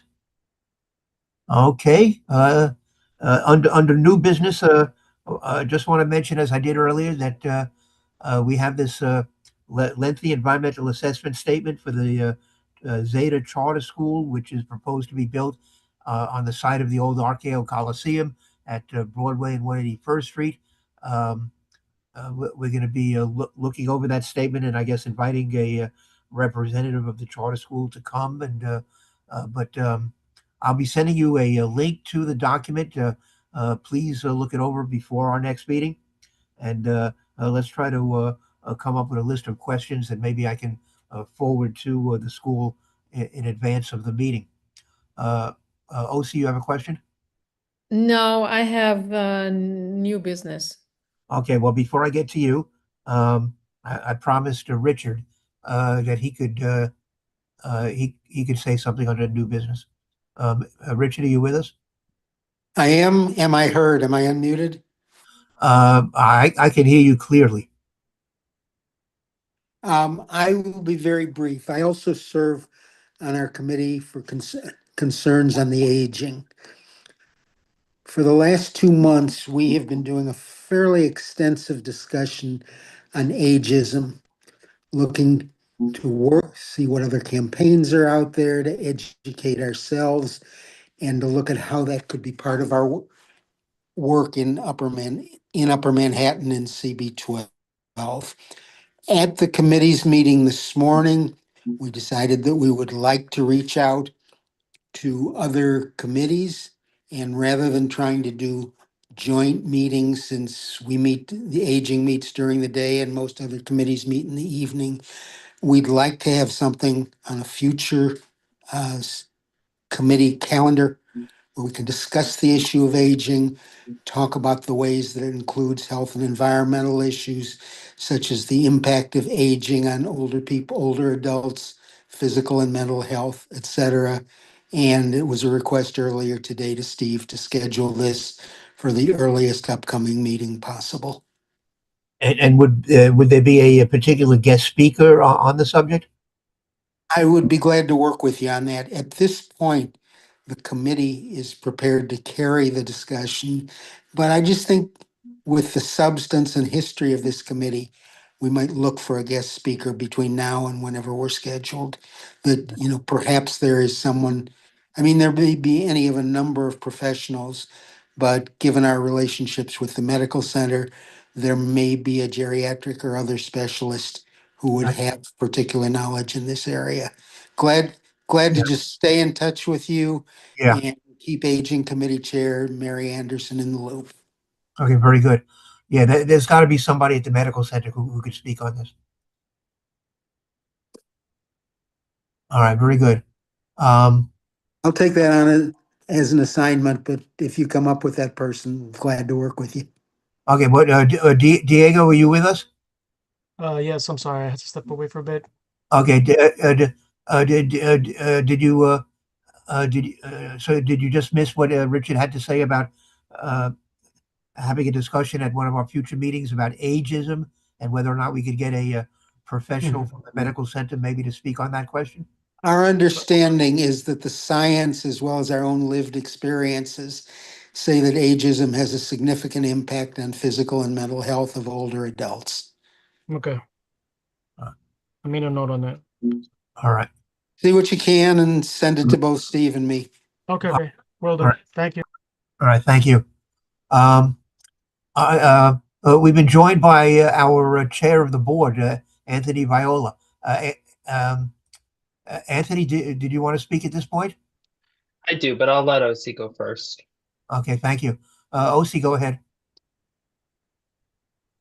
Yes, okay, so new business, and I have two items actually. One is the textile recycling Oh, yes. is not in operation during the winter. This is a problem. It's a serious problem. The organizers are actually upsetting people. If we want items to not reach the trash stream, we need to be, the organization has to be, they need to be, if in the farmers market, if they can't do it in the winter on a weekly basis, they should publish a schedule of a bi-weekly or whatever it is, however they want to conduct that, they have to be here. They can't be absent the entire winter. It's insane because items that would otherwise go to the textile recycling are now in the trash because people don't want to wait. So this is a very, Steve, can we need to invite them? What do we need to do? I don't know. Let me look into this because it's really not. It's like an independent contractor who's doing this collection of the textiles. It's not really being done by the Draw NYC. Yeah, it's not being done directly by them. But let me see if I can track down who's doing it. I agree with you. I don't understand why they're not there during the winter. I got stuff myself I want to drop off. Right. So that's one thing. The other item is the Amazon soft boxes, those gigantic tracking box, they come in blue and a yellow. And Yeah. it's a plasticky thing. Okay. I start collecting photos. I'm taking photos of those boxes that are getting left next to trash receptacles on the street, in lobbies, in the park. Steve, you got a photo for me from Isham Park. Right. And they're being left all over. Now, I think I don't know if we probably can't get, or maybe we can get a representative from Amazon to explain to us why the drivers are tossing them out on the street and elsewhere. They should take those boxes with them and toss them at Amazon or do whatever they need to do at Amazon warehouse. This should not be on the street. This is absolutely another burden for the DSNY.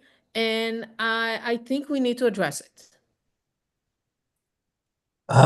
So how many instances of this have you seen? I mean, it's all over the place. I noticed that, and I said, well, let me start taking photos. So I'm not sure how many photos I have so far, but it's becoming like a pandemic of Amazon boxes are being left everywhere. It's bad. They should address it. It's their property. I don't know what they want to do it. It's not our business, but it should not be left on the street. They should be reusing these things. These are not, they're meant to be reused, aren't they? I don't know, but I don't think that I want to go that route. I think my point is just like whatever they need to do with that, not on the street. Yeah. They should not leave it on the street. So how do we want to address that? I think Can we we got. get a rep from Amazon, or maybe the Department of Sanitation can come and talk to us next month and explain to us if there is any mechanism to address that? Well, let's try both routes. Okay, because we are paying from our taxes to collect trash, but Amazon is a private company, Yeah, and no, so they should be picking up after themselves, and right. they shouldn't be leaving the stuff behind. But give me a better sense of how many. You've seen this a half a dozen times? How many times? At least. I mean, sometimes I drive, so I can't take photos while I drive. I'm not gonna do that. But yeah, at least. And all of this is up in Inwood? So far as I remember, yes. Yeah. Yes. But that's not an Inwood thing. I mean, you probably see them on the street as well. I'm not the only one, observing those boxes. It's not, Well, if we tell sanitation to send an inspector or something, it's good to know that maybe it's they'll find it in a particular section of the community. I don't, I mean, I think it's something that Amazon need to address, not the Department of Sanitation, but I see what you're saying. Yeah. All righty. Darlie? Yes. Also, thank you so much for bringing that up. It's not just the boxes, it's also the bags. The very non-recyclable, very recyclable bag, but they can be just thrown in the garbage. I find them around my building. I'm on Washington Heights in the 160 on Riverside Drive, in that area. And because we had a horrible viaduct construction, what I do when I find them, because they are also, it's so dangerous because some of them are left on the street. So as cars drive by, the bag kind of float. And I always concerned that the bag is going to get in someone's windshield and not, and completely block visibility from the driver. So I grab it and I put it on the pole so someone might get them, whether it's an Amazon worker when it comes to deliver something at the building. But I see them a lot, and I see them also on the Upper West Side quite often. So it's not just an Inwood thing. And I agree with Ozzy that we probably should look into getting someone from Amazon to see what we can do. I will reach out to one of the unions who work with them and see if they can help out to identify someone for this. I don't think they're unionized. They had one. No, Amazon, there is 2 unions in New York City, in New York. One is the one that was created in Staten Island, Right. Amazon Union, Yeah. and then the other one is in Maspeth. In Maspeth in Queens. Yes. All right. Well, let's see what we can get a hold of. All right. Maggie, did you want to speak on this subject? Maggie, did you want to speak on this Yes. subject? Yes. Oh, okay. I've seen a number of these carts left on the sidewalk with boxes in them.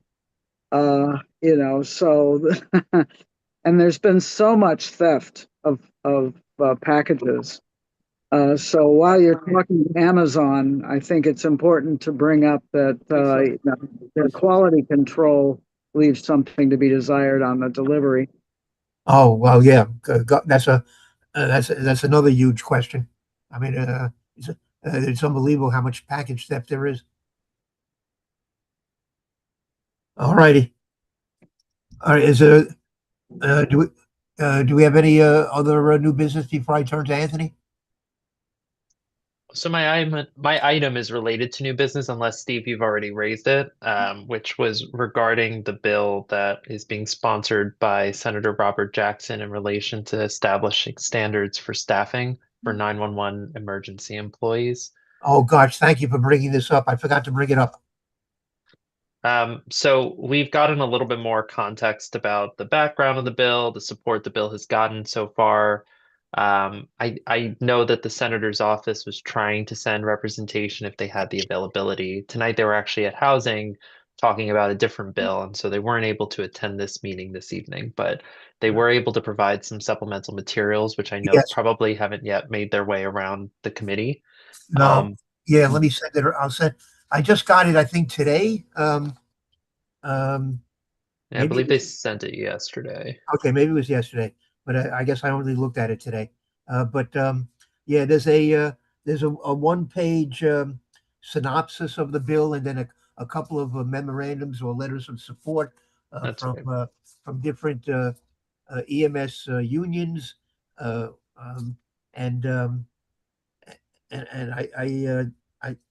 I didn't take it. I didn't have a chance really to read the bill or to read this material. So let's put this on the agenda for the next meeting. I'm sure the legislation will still be active at that point. Certainly. Yeah, it's sitting in committee. So I think, as I was explaining to housing, I think the more community support these really great bills get, Right. it helps them, I think, unstick them when they get stuck in the committees. And there was another bill that the Public Advocate's Office, I believe, mentioned at our last general board meeting about a cleaning of catch basins or something along those lines. I also want to be able to look into that bill. That seems as though that might be something we would be interested in supporting. Yeah, did Noah reach out to you? If not, I could No, follow up with him. Don't do that yet. I think he did. Okay. Yeah, he's pretty responsive. I think he sent me an email. I don't know. I have to follow, I have to respond to his email. But yeah. So yeah, we'll put both of these on the agenda for the next meeting. Can I move on to Darley? Well, just before you do, I guess since you're talking about the next meeting, I know we'll talk about it at exec, but have you decided yet when that's going to take place? Well, actually, this is thank you. This is a good, I have 3.5 people who have agreed to April the 15th. Darley, can you tell me whether you would be available to come if our next meeting is held on April the 15th? Would you be able to attend?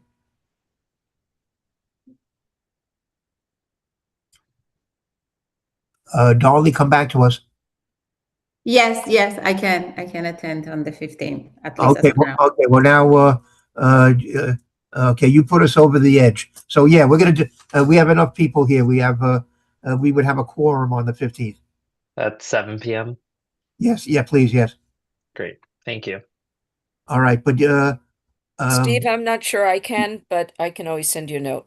yeah, you could. Yeah, you absolutely are entitled to send me a note. Thank you very much. And anything you want to say in that note is fine by me. Okay. But Anthony, did you pick up on the? We had a real issue in trying to start our meeting tonight because we didn't get the panelist link from the office. Yeah, I saw that email back and forth, and I apologize for that. I'll see what happened. Yeah, that's never happened before. So that it was really bizarre. Hey, Steve.